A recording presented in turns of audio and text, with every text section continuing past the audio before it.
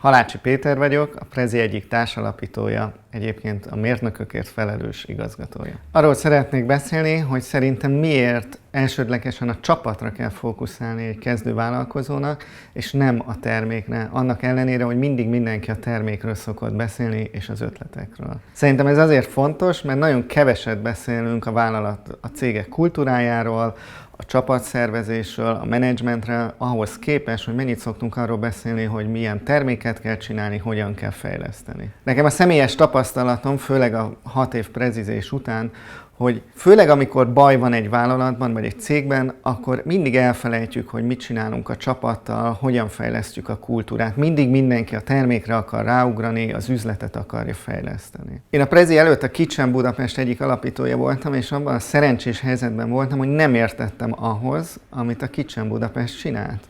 Ezért rögtön úgy kezdtük el felépíteni azt a szervezetet, hogy hagytuk, hogy az emberek dolgozzanak, és a mi feladatunk, hogy segítsük, létrehozzuk azt a környezetet, ahol az innováció, a kreativitás úgymond úgy magától, a csapattól történik. Ez az, amit utána a Prezihez is elvittem, és bár sokszor azt gondolom, hogy én vagyok a legokosabb, de amikor ezt észreveszem magamban, akkor ez egy ilyen figyelmeztető jel, hogy nem ez a dolga, nem ez a dolga egy alapítónak, nem ez a dolga egy vállalkozónak. Az a dolgunk, hogy segítsünk másokat, hogy létrehozzák a terméket, az üzletet, hiszen csak ez lesz utána skálázható. Hogyha egy emberen múlik egy vállalkozás sorsa, akkor az a vállalkozás nem fog tudni növekedni. Az egyszemélyes vállalkozás is lehet egy vállalható és jól működő vállalkozás, de hogyha valakinek az a célja, hogy valami nagyot hozzon létre, aminek sok emberre van hatása, akkor arra egy nagy csapatra van szüksége.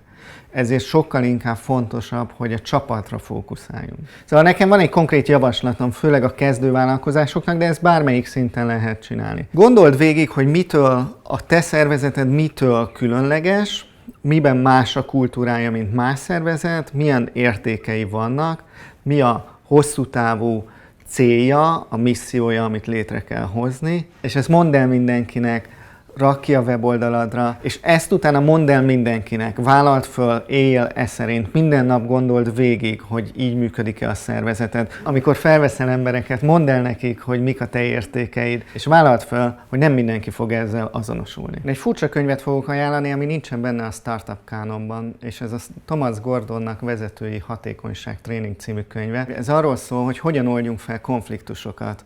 Mert én azt gondolom, hogy egy jól működő vállalatban folyamatosan vannak konfliktusok, hiszen ez egy nagyon stresszes környezet.